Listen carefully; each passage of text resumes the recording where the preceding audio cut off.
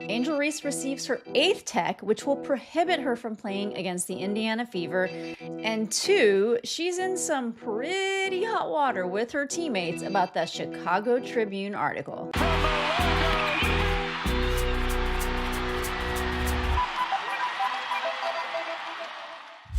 So today has not been Angel Reese's day. Basically, her entire team feels attacked by her from comments that she made in a Chicago Tribune article. This is what Front Office Sports is reporting. According to the report, Reese said she doesn't believe her teammates Rachel Bannum or Haley Van Lith are capable of leading a playoff team. Guard Ariel Atkins is another player on the Sky's roster with WNBA championship experience. We are aware of it, Marsh said. Marsh is actually head coach of the Chicago Sky, and we're addressing it in-house as currently speaking. That's where we're staying right now. But multiple league sources did tell Front Office Sports the entire team has seen Reese's comments, and they're basically unhappy with the direct attacks. They are even planning a team meeting to talk about it. I did make a video about this earlier, but if you aren't aware of some of the things that were said, I will read you some of the excerpts, which does kind of not make her team look good. One of which say, "We can't rely on Courtney," that's Courtney Vandersloot, "to come back at the age that she's at. I know she'll be a great asset for us, but we can't rely on that. We need someone probably a little younger with some experience, somebody who's been playing the game and is willing to compete for a championship and has done it before." Some of the other stuff that she said was also pretty bad. Like, I'm not settling for the same shit we did this year. We have to get good players. We have to get great players. That's a non-negotiable for me. I am willing and wanting to play with the best. And however I can help to get the best here, that's what I'm going to do this offseason. So it's going to be very, very important this offseason to make sure that we attract the best of the best, because we can't settle for what we have this year. So her saying we can't settle for what we have this year, that is basically like a slap in the face to Becca Allen. That is a slap in the face to Rachel Bannum. That is a slap in the face to Ariel Atkins. And here's another quote. "I'd like to be here for the rest of my career, but if things don't pan out, obviously I might have to move in a different direction and do what's best for me." And listen, I totally get that, because if you are somebody with a lot of star power, you don't want your career just like rotting away in a place, especially the Sky. The GM, Jeff Pagliocca, he absolutely sold the Sky's future. He traded away draft picks for this like win now mentality. And who he drafted? Now, I don't want to speak bad about Haley Van Lith, but she has not had a mentor to actually mentor her to be any proper type of point guard. So she's kind of been flying in the dark.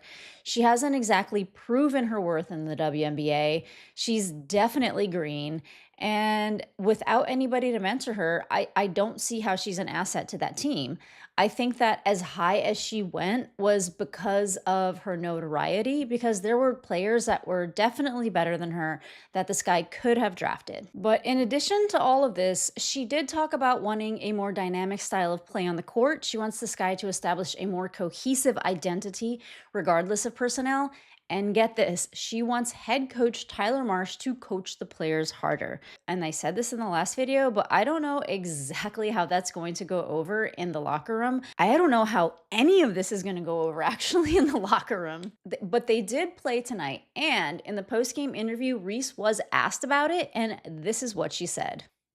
Angel, are you frustrated with the organization or frustrated in general?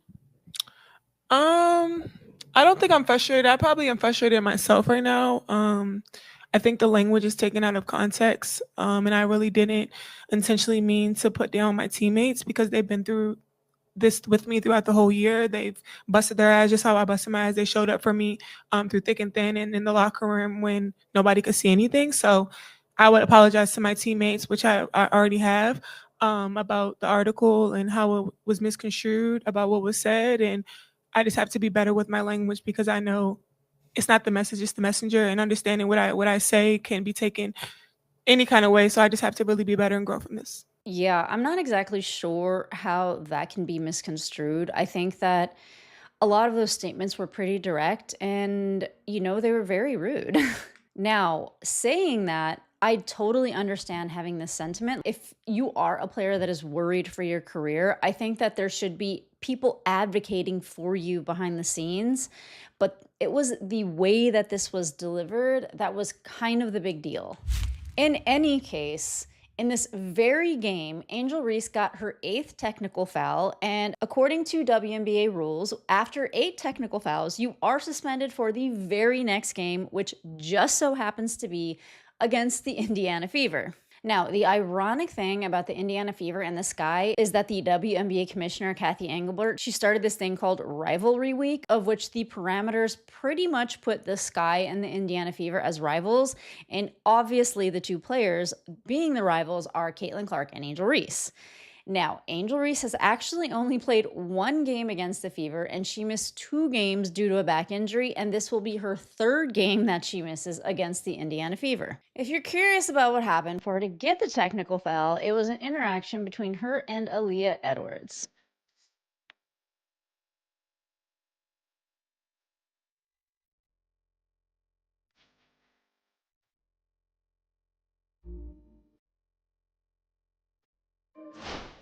Now, there is the possibility that the tech can be rescinded, but I don't believe that it is going to be. And this is a game that a lot of people, including myself, thought that it would be possible that Caitlin Clark would actually be returning in. Now, do I still think that? I really don't know what to think about Caitlin Clark's return anymore. I feel like we have been quite hoodwinked this season with Caitlin Clark. This is kind of how I feel about Caitlin Clark returning. I just don't know. But Caitlin Clark is practicing, so she could be practicing for something. I don't know if at this point it is the front office wanting us to think she's coming back.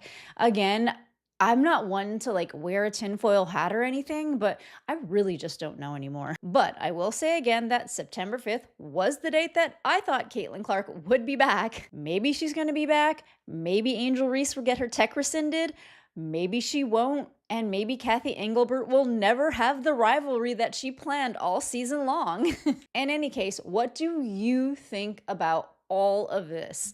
I personally don't think that Angel Reese chose the right wording, the right messenger to get the message across that she wants to be on a winning team. I think she's on a rookie scale contract. She has a couple more years, and I understand. I think call out your GM. He is doing a terrible job building the team, definitely.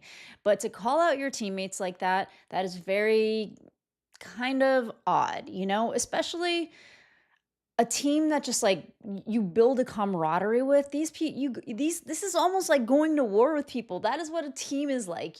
But feel free to give me your thoughts in the comments.